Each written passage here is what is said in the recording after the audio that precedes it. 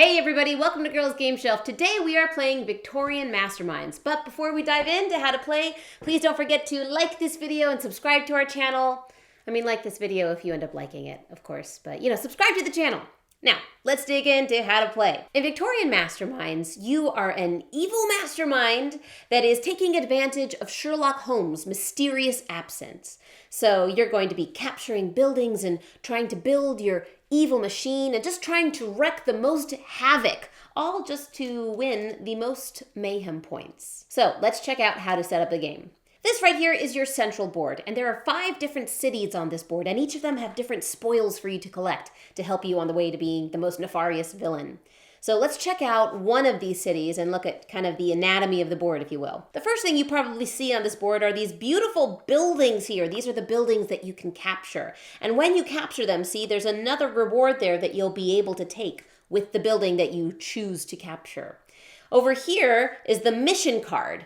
And this mission card is pretty easy to read. Right here we have the prerequisite of what you need to get done, and then right there is the reward. This is where you're going to be placing your special agent, and up here is the spoils of the city that they'll be able to collect. So right here in London, you can get copper plates. Copper plates and bolts are both very important because they will help you to build your evil machine. Speaking of your evil machine, let's check that out. Each one is different, so each player is going to have a different machine that they get to build. So in order to build them, like I said, there's copper plates and bolts. And once you put those down, you can build that piece of your machine. The great thing about that is that it also unlocks some perks here. So I would get +2 firepower with this.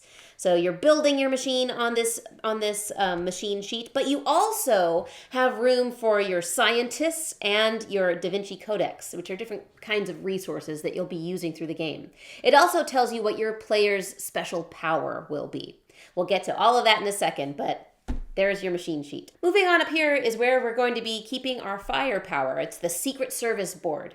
Now, this needle represents how much firepower the Secret Service has. That is going to be set to how many players there are. So let's say there's 2 people playing, and these tokens represent you, of course, and you put yours at the number 1. Finally, give each player their secret agents, which also happen to be poker chips, which also happen to be in the shapes of gears. So you shuffle those babies up, put them face down next to you, and you are ready to start the game.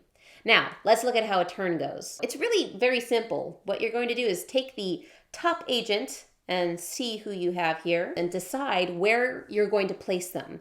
So which city you're going to want to visit to get the spoils of that city. Let's say that we're going here in London, and that's it. That's your turn. Players will take turns placing their poker chips all in different places on the city until a stack of 3 is formed. And when that happens, the active player who placed the last chip will turn them upside down and resolve them in the order that they were played.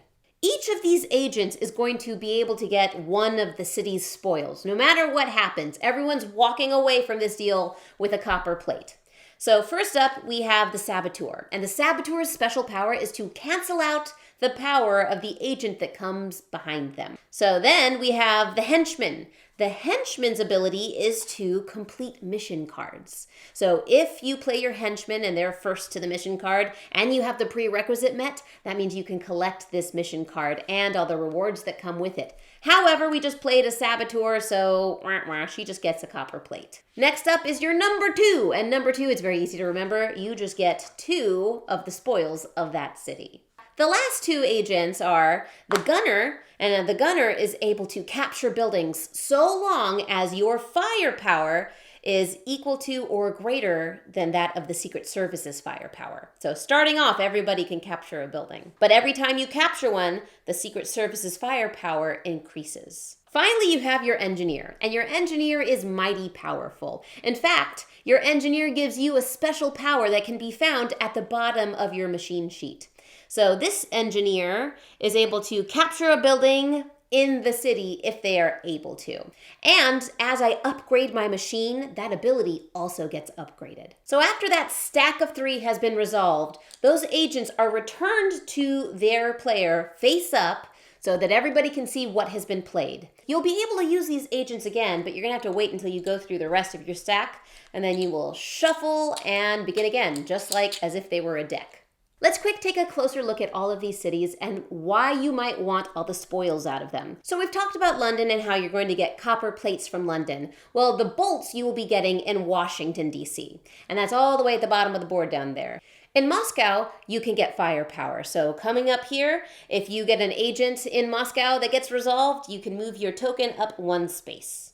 In France, you can get scientists.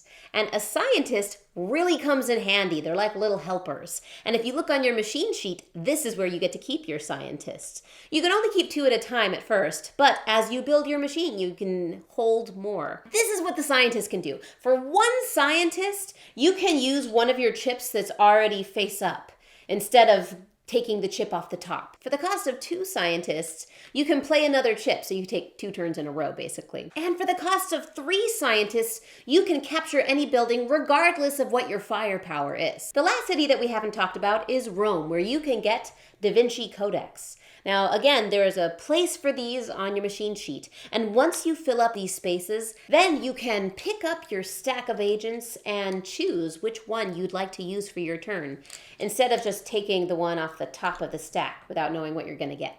So the game continues with people placing down their agents in cities all over the world and capturing buildings and constructing their evil machine and just being bad people until one of 2 things happens. Either the Secret Service dial will get to 12, or one player will have built their entire machine. And once one of those 2 things happens, then everybody will get one final turn before everyone counts up all of their mayhem points. And the player with the most mayhem points wins the game. And that is how you play Victorian Masterminds. Overall, the rulebook is laid out well. However, it could use a little bit more clarification in certain areas.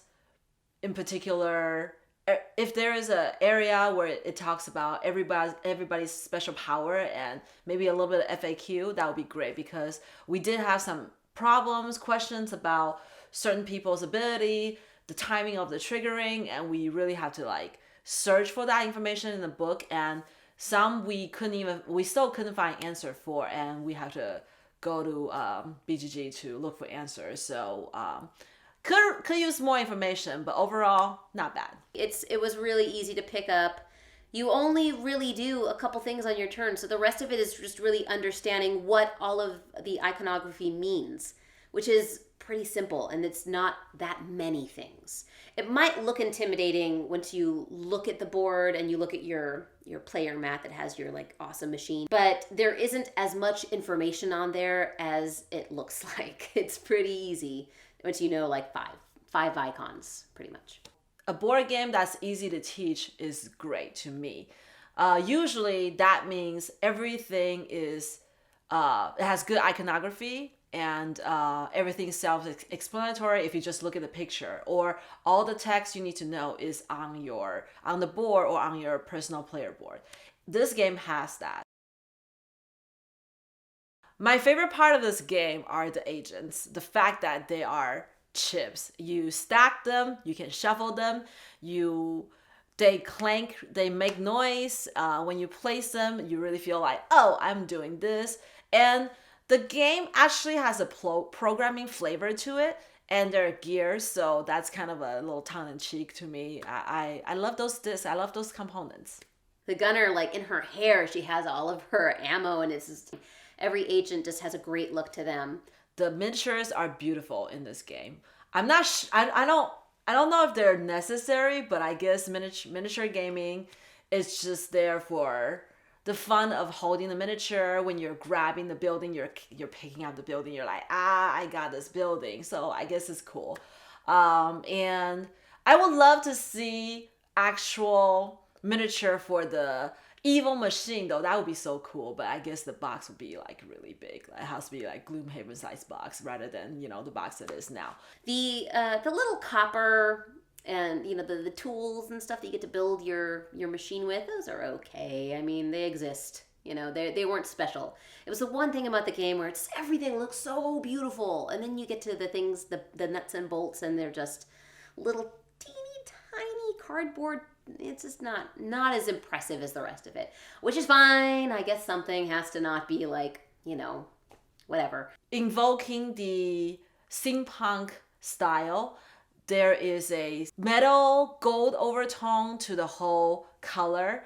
Also, you can see that there's a sheen of purple throughout the design on the box, in the book. It ties everything together stylistically. If you are into pretty games, you will like Victorian Mastermind.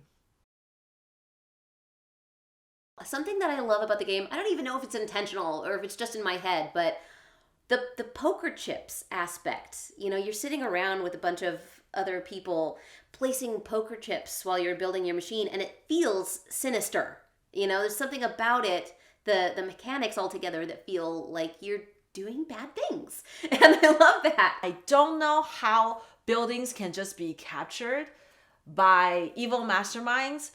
The miniatures are cool, but I have a little trouble wrap my head around capturing buildings. I don't know how that works. Everything else I'm cool with, but capturing buildings, I don't know. It's such a fun world to be in.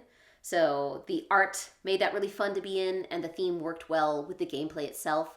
I never really felt like those things clashed. I never felt like this doesn't work in a steampunk world. Why am I doing this? Except for with the books for a second, because the books I was like, oh, I'm collecting books. It gives you points, but it also, if you read enough books, you get smart, and you now don't have to play your agents blind. You can choose what you want to play. Another thing I liked about the machine is how you piece it together kind of like a puzzle. That's deeply satisfying. And once your blueprint becomes like the machine and you get to see what it looks like, that's also really exciting as it starts to take shape.